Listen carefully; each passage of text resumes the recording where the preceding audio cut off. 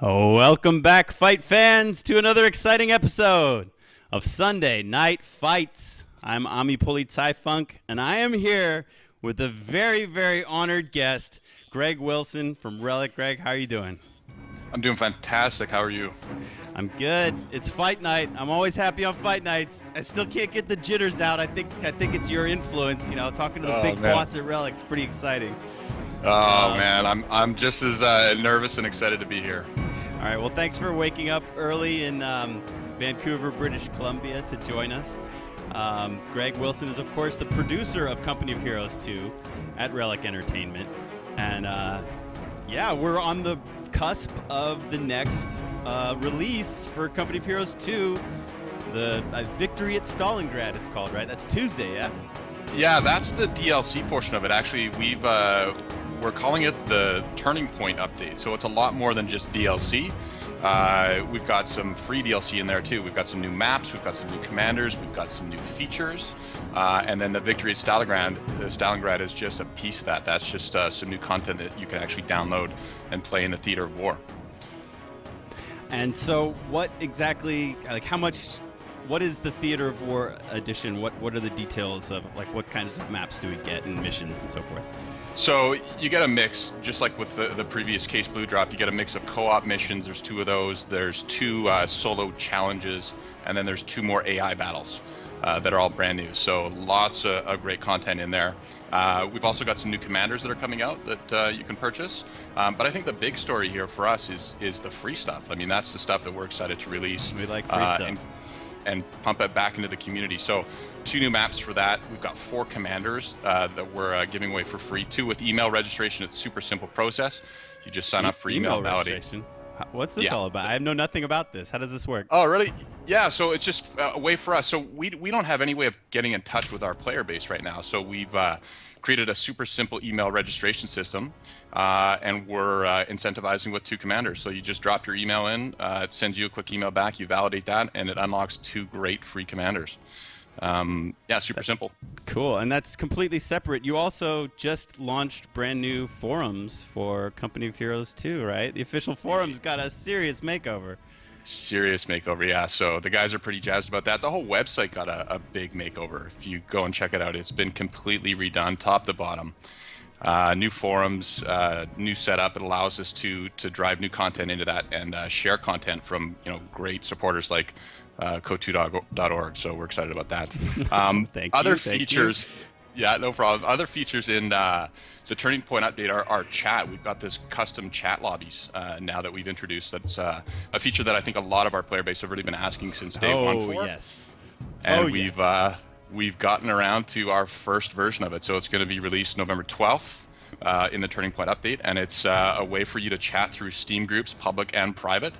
Tons of little functionality in there for you to chat with your friends, invite them directly to games depending on what channel you're in, and we're hoping that this is the first step towards the community being able to build themselves around that custom game mode that they love so much. Yeah, I mean, people have been crying for lobbies for since the release, since the beta, and I guess this is the first iteration of a lobby. And you'll be able to meet people that you don't already know, and bring them into custom games. I mean, custom games, 3v3s, 4v4s are really popular in this game, and people would, I think many would prefer to set them up themselves than to try to auto match them. That's right, and also that annihilation flag that people like so much. So you can set those up in custom games. That's right. I forgot about that. But because the first release of CO2 didn't have a really strong invite mechanic, you had to have people in your Steam's friends list, invite through the Steam interface, and then get into games, which is a bit challenging at times. So we hope this is the first step towards making that process a lot simpler. And from here, we'll be working with the community to analyze the impact and take it from there. And as soon as you mentioned an alternate game mode, Annihilation, I've been hearing things on the grapevine that CO2 has other game modes down the road. Are you able to reveal anything about those?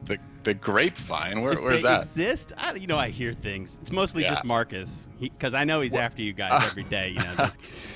What's happening next? What's happening next? Yeah, so we got a ton of stuff on the go here at Relic. We've got 3 teams on the second floor here at the office, all dedicated towards COH2. So we've got their live team, we've got the DLC team, and then we have the next team. So the next team is working on stuff that's going to be coming out down the road. The next team. Didn't know about the next team. Well, yeah, Hashtag next team. Hashtag next team. So, if you're a longtime fan of Relic and COH Dawn of War, you can see the pattern that we follow in terms of releasing content, and it's going to be no different with COH2. So we definitely have big plans for this franchise. The team's working hard. We've got tons of new stuff on the go that we're excited about. It's not going to be available for a while, but in the meantime, what we're focused on doing is supporting the existing community and content through free and paid DLC. So those are the next the 2 big things you can count on us for the next 6-12 months is going to be lots of new content coming in the form of free and paid. I love that. I mean, as someone who created a fan site dedicated to this game, I love the fact that we're sort of guaranteed more content in the months to come. That is just music to our ears. That keeps things vibrant. It keeps these balance patches and new units that you can play in multiplayer. Keeps things fresh and keeps the metagame always evolving. And that is just the best thing ever. So thank you for putting so much into this game and really giving it a long lifespan plan. Definitely not a sort of ship and box up, and it's got a long road ahead, and so we're really excited about that. But so now we've talked about what's coming on Tuesday a bit. People can learn more about it when they pick it up on Tuesday. But let's rewind 2013 a little bit, if we may. It's been kind of a crazy year for Relic. You were purchased for a crazy sum of money. THQ had to go up for public auction, and Sega swooped in and picked you guys up, and that was in January. And let's rewind all the way back to that, and just what was your experience of that whole process? I mean, it must have been kind of harrowing to an extent. Yeah, no question. It seems like so long ago, to be honest. I mean, it does. But it was just, not that long ago. So, I mean, it was a mix of things. I mean, Sega is an amazing company. We're really excited to be a part of that family, and the reason that we think we match so well with that company is because of all the other great stuff they're doing in the PC space, especially in the PC niche space. So we've got Sports Interactive doing their thing, and then you've also got Creative Assembly, and we feel like we're really close in terms of the type of games we make and the types of communities that we're trying to build to support those games. So being a part of Sega is fantastic. It was bittersweet seeing THQ go. It had been a long relationship with them, and we'd done a lot of great things together. So it was sad, but we're happy as a company to turn the page and have a bright future ahead of us. So Sega is it's fantastic. They're really pushing for us to be independent here at Relic, and so the last 6 months have been an effort for us to try and identify where we're weak as a studio, and then try and build the team out to support that. Where THQ used to house a lot of stuff. Yeah, check out our websites. We've got hires everywhere, so we're trying to just build back up. Over the last 5 years, it was sort of a bit of a steady decline in terms of this number of teams and number of projects and what we were working on. And now with Sega, it's like it's 180 degrees. It's like, where are you going to be in 5 years? How are you going to get there? Who do you need to be successful? Make sure that you're not regretting any of the decisions that are being made 5 years now because of lack of action. So they're really pushing us to just, get our plans in place, build a vision for our franchises and our studio, and move forward. So it's, it's empowering. It's fantastic. And so after that happened, you were scheduled to launch at around the time where that occurred. So it was like somebody just threw everything up in the air, and then you had to pick up the pieces and see what you could make out of it. People that are closer to, I think, the business side of things and saw what you guys went through, and then the game that you guys put out with Company of Heroes 2 were quite impressed with what you did. I think a lot of the fanatics and the fans, they might have tons of criticisms, but I think people that are closer to the business are just wowed by what you were able to do in the situation that you found yourselves in. Were you happy with the state of things on the launch? Yeah, we were really proud of what we put together in the time and considering all those obstacles, but, we don't want to be known for that company that's, living off of excuses. And, we have a big franchise here in terms of the legacy, and we want to make sure we do it proud. So it was a fantastic launch. We'd love to have more people playing the game. We're really excited about getting involved with fan sites like yourselves and helping to promote these tournaments and continuing to drive awareness of the game. And we want to get more people into this. We think it's a fantastic franchise. You just got to turn that corner. It can be a punishing experience to get into an RTS game, especially in competitive PvP multiplayer. So we're looking for sites to help us support how to build out that transition for new players, get into that great multiplayer experience, either through the campaign or Theater of War, and then they've got probably 5 or 6 years worth of content to play. If you look at how COH2 or COH1 rolled out, 6 years later it was still growing in terms of the number of people playing it. So it's such a deep experience, and once you turn that corner, people just get hooked, and we want to help create that for people. My personal experience with Sega, just with Simon Watts and with organizing Sunday Night Fights, is that this is just as the beginning. This is kind of coming in on the tail end of a year where you already launched the main game. You have a couple pieces of DLC, but then the idea was that next year, esports and competitive Company of Heroes, we're just getting started. That's the impression that I get, and that's a really good feeling that this is just the beginning. Because I would echo that sentiment. Yeah. All right. Maybe we could talk about some features that esports would require. Let me be just completely self-interested and ask about observer mode. I want to be able to show both armies' productions at the same time. I want better replay features with different views, with less UI, with more of this gorgeous game, with perhaps less of the little lines and UI elements that kind of gigaw it up a bit. It's such a gorgeous game. I'm lucky. I'm working with the guy who makes a mod. When I make these crazy intro videos and stuff, I can remove the UI and see it in its kind of pure state. And the models and the textures and the environments are just gorgeous. And I feel a lot of that beauty of the game, I don't think everybody's really seen it yet at its potential. So can I have some views and observer mode, that kind of thing? They are on the list. So everything you mentioned there is stuff that we have on our backlog and our roadmap. So we're working towards introducing all that stuff down the road. Right now, I got to say, just because I know this is a huge issue for people in the forums and playing the game, and, we play the game ourselves too. So we're noticing this lag that everyone else is noticing from time to time, and we're working on something right now for that. It's not a simple problem to solve, so it's not something we can just, write 1 or 2 lines of code. It's actually a pretty major refactoring of how the networking code works in relation to some of the third-party software that we're using. But we think we have a solution. We're actively working on it. It's the number one priority for the network team right now, and has been for the last couple of months. And we're hoping to have some good news on that in the new year in terms of that. And so that'll help for sure with the tournament scene. But yeah, observer, in-game ladders, improve replays, all that stuff is all stuff that we want. We want to see this. You guys do a great job of telling stories, right? That's what this is all about, and we want to empower you guys to do that. So, expect it. It's coming for sure. Great, and we're here to help, of course. Give feedback.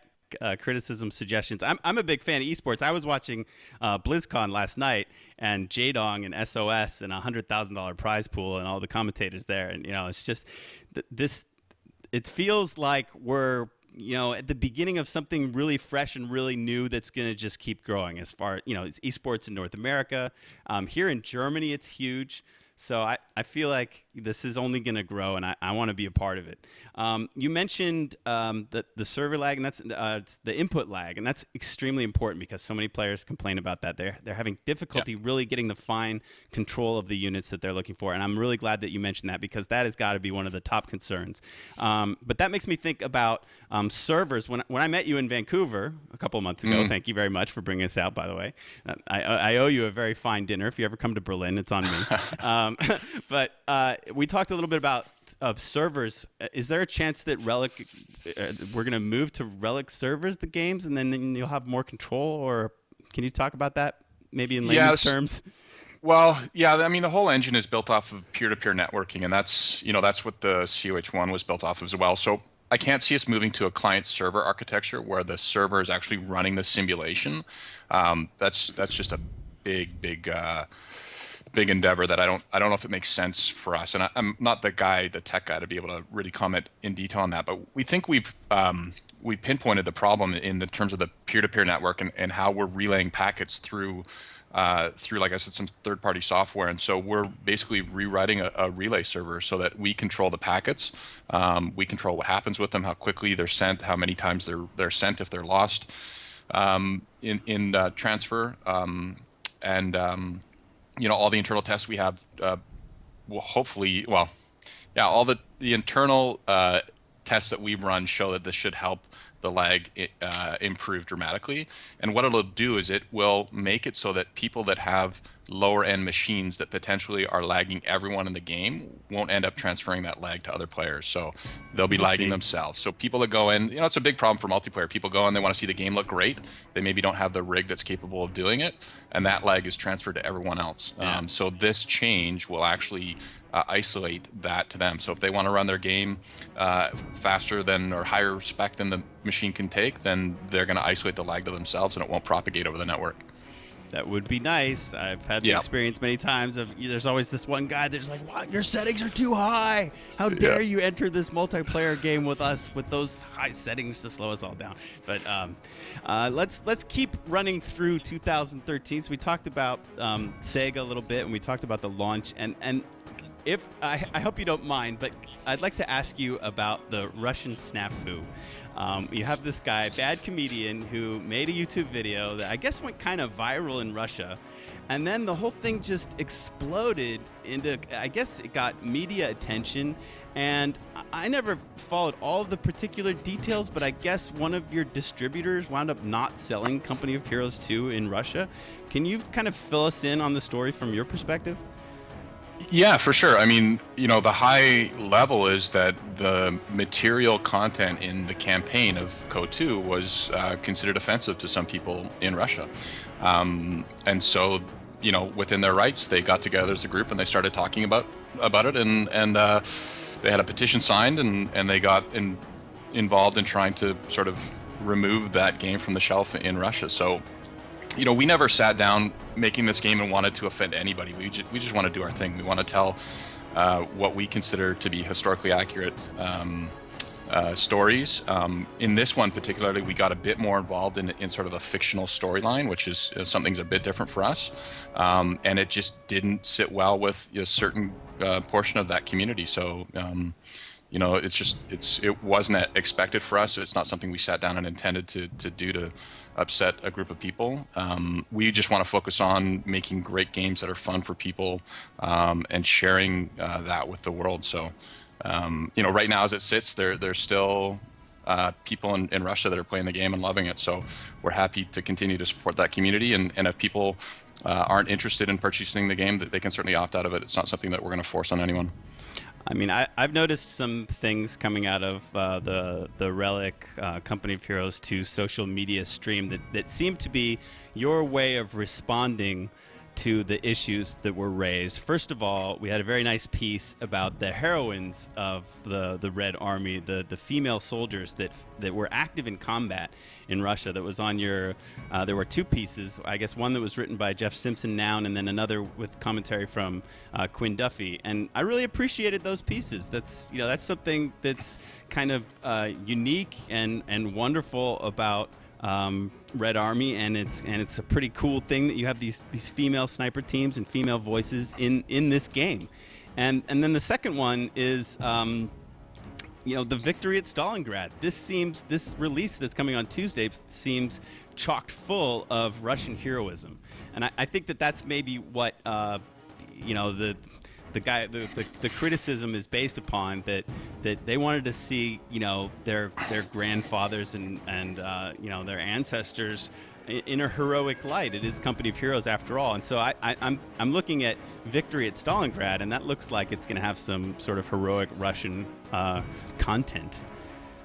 Yeah, actually, that's a good point. The contribution of the Soviet people at the time to the war is immeasurable. I mean, there's nothing.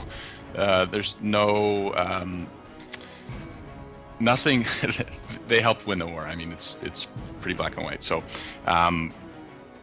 we just want to focus on moving forward. We want to focus on, like you said, the game, the heroics, telling great stories, and just hopefully put that behind us. And so what's the worst of it?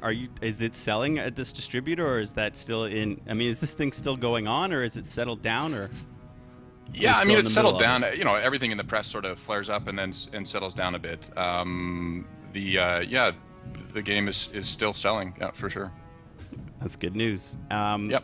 Noun made a tweet a couple of weeks ago saying that he was entering a big meeting and finding out about the future of Code 2, and it sounded like big stuff that's going to happen in 2014, and I just wish I could have been a fly on the wall for that meeting.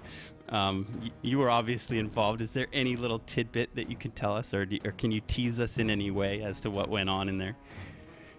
I'm trying to think of what meeting he was in. About 2 weeks ago, maybe? I don't know. I mean, there's lots on the go. Like I said, we've got big plans, guys. I mean, this team is just starting to get in the groove, as we say, and it's the first step down this long road for us. And we want this franchise to be as big as anything out there. We think, the analogy, the Relic mine, it's just under the surface of the water, ready to explode at any time. And that's what this franchise is like, in our opinion. We think this is just on the verge of becoming something really big. And, we think with continued support, like with groups like yourselves, and continuing to actively respond to the community and feed great content in and innovate within the space, the RTS genre, we can really make something special. So that's what our focus is for the next year, working with the community, building new content, and making this game better every single update. I'm really impressed at how much interactivity there is with Relic developers on co2.org.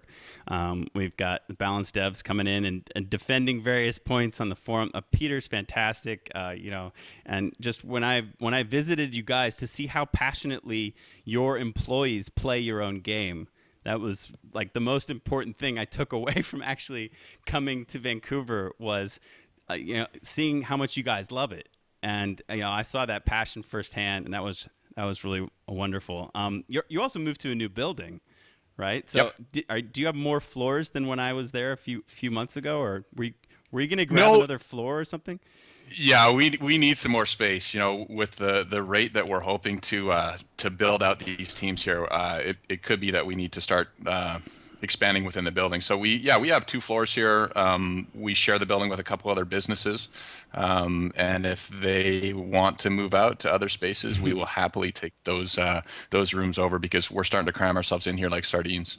In terms of passion about the games, our guys love our games. They play our games. They want our games to be the games that everyone else is playing during their lunch break, after hours, on the weekends. And the only way that you get there is by understanding what it is that you've got out in the marketplace, what everyone else is playing, and what they've got that's better than you, and how you can get your game closer to that. So, we love it. That was a mouthful. Yeah. Yeah. Let's see. Were there other points that you maybe wanted to talk about? I'm kind of running out of questions. I guess we've covered the main things that I was interested in grilling you on. Do you feel properly grilled? Yeah, Did we miss any? Yeah. Did we miss anything? I'm just trying to look over my notes here. I mean, we covered it. We got the huge update coming out. This is the biggest update for Company of Heroes 2 to date, called the Turning Point, live on November 12th at 3 p.m. PST. It's a mix of free and paid content. We've got the chat in there that you can get players in. I see a couple comments in the Twitch stream about inviting to Annihilation. Is that coming? And guys, this is our first step towards introducing that feature. So when you go into a chat channel, you can create your own Steam group. So clans out there, go in and create your clan group on Steam. That will show up in your list, and then you can invite people from the clan list into games.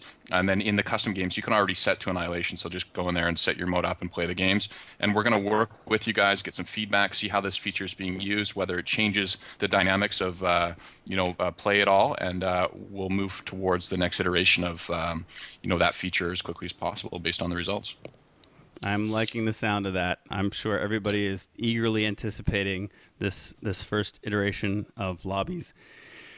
Greg, yeah, I think we covered. I think the fight fans are ready to start seeing some fighting.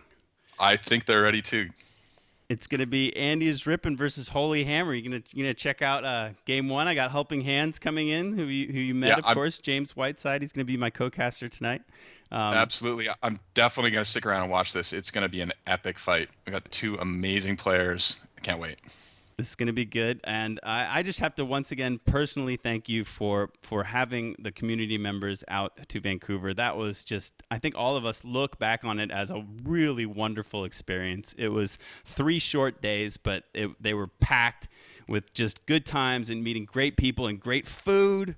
Anytime you want to do that, we're happy to fly out and be your guests. You guys took amazing care of us, and I just have to say to you, thank you very much for doing that. That was a great experience. You're welcome, and thank you so much for all the time and effort that you put in to helping us promote this game and helping us build this community. That event was the first, we hope, of many, so we hope to have you guys back soon. That's what I was kind of looking for in there. Great. Yeah, I'm sure that there are some new community members, some motivators, content creators that would also love to meet you. Greg, do you have sorry. So I do have one thing. The World Builder. We totally skipped over the World Builder. So this November update is yes, that's right. This is like one of the most requested features ever. So version 1.0 of the World Builder comes out on Tuesday with this update. So people will be able to go in and create their own maps and share them with their friends.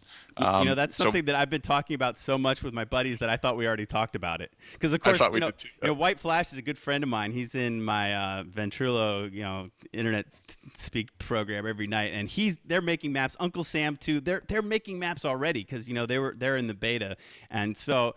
As soon as Tuesday hits, the Kotu.org portal is going to be, we've got guides already prepared, guides that will help you make maps. I see that, Eagle Heart's going to do some streaming. Matt, we're all looking forward to that. And there's even another video to sort of hype the World Builder that you guys can check out. Go to Relic Entertainment's YouTube channel. There's a World Builder hype video that just will get you licking your chops to get in there and start making your own map. So yeah, that is so huge, and I'm so excited. I guess I forgot it because it's a given. It's already set in my mind that it's already here. And so we're gonna have guides to help you guys make maps, and we're excited. And of course, Greg, on your end, we would love for a way to be able to share these maps. I mean, Kotu, I've heard from Uncle Sam and Flash that it's much easier to share maps, but there's still no press a button in-game way. I mean, people do not like to move files into folders. I swear, it's like everybody's so computer literate yet, right? When it comes to just putting a map in a folder or .sga, nobody wants to have anything to do with that. They want a button, on Steam, it downloads, it installs. So I don't know if you could, bump that up a few spots on your roadmap list. We all would really love to have something like that.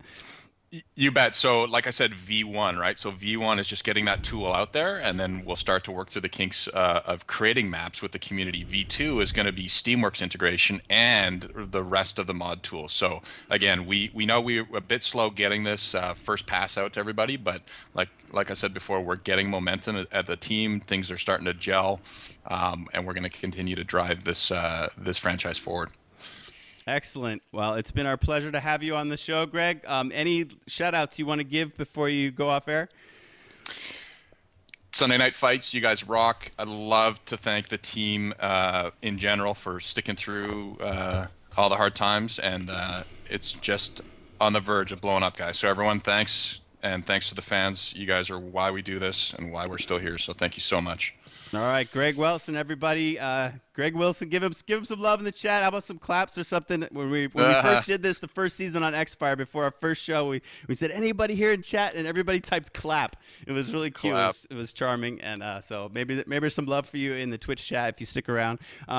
You can also thank Greg for the prizes that we're going to be giving away. We've got 7 more commanders to give away tonight, and we're going to be giving away the Rome Total War Shogun, like full collector set with tons of DLC. That'll be like the grand prize that we'll give away after the show is over. You can see that the Rome guys and the Code guys are collaborating. We're all in a big happy family now. It's at Sega.